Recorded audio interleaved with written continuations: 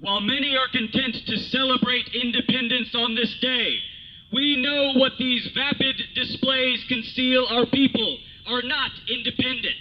Our destiny is shackled to 100 competing nations imported to this soil, bringing with them countless incompatible interests.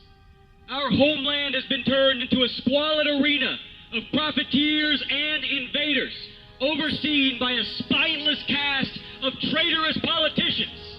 We wish for sovereignty and liberty which cannot coexist with the conditions that have been forced upon us. A quarter millennia has now passed since America's violent birth, and nothing I can say will glorify independence more than the blood of our forebears that stains this continent, consecrating it forever with the immortal legacy of the men who died for so noble an objective as sovereignty.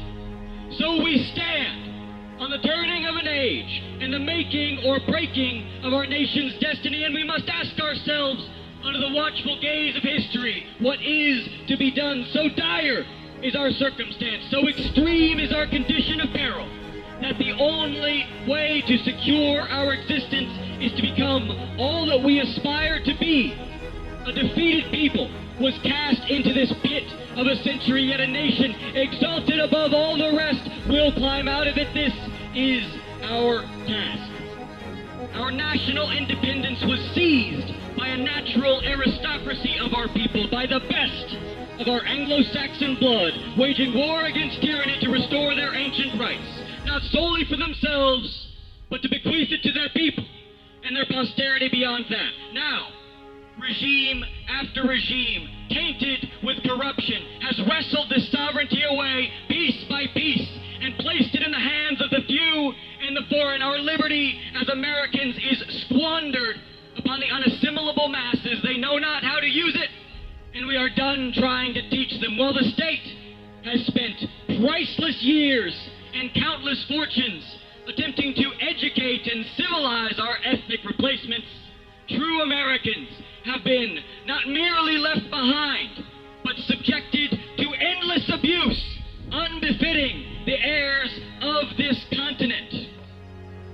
The men of our nation, their hearts and minds and virtues are the safest place within which to secure the ultimate power of government, yet neither do our people hold this power, nor are they yet capable of wielding it justly. If we want our country back, we cannot merely speak of policy. We cannot just propose change. We must first impose it upon ourselves. You may read our policy on the calluses of our hands, the scars on our backs, and the sweat of our brow. The future belongs to the men with iron in their blood and patriotism in their heart. We may not look to America's military might, its material wealth, or its depth of natural resources for our shield against subjugation. All this and more has been turned against us, fueling the flames of corruption and disunity. No, it is in our people that we must look. That fealty for liberty that rests only within the blood and spirit of the race which created America and sustains it still, in this and none other lies our salvation. I could list the enemies of our people, from the Jewish cabals to the Mexican cartels, from the African criminals to the homosexual peddlers of vice and exploitation. But I would not desanctify this day further with their description. Their conduct is set, their fates are written. This day is for Americans. It is on our shoulders that the fate of the nation rests. It is our deeds which will bring justice and prosperity. It is our identity which must be reclaimed. We are American, not by edict or ideal, but by blood. Our nation is our creed.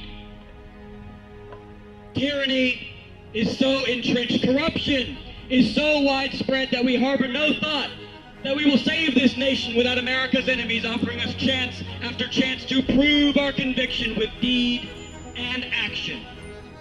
Wisely, we do not wish for ease in our conquests, and bravely we do not ask for it. A lesser task would have fallen to lesser men.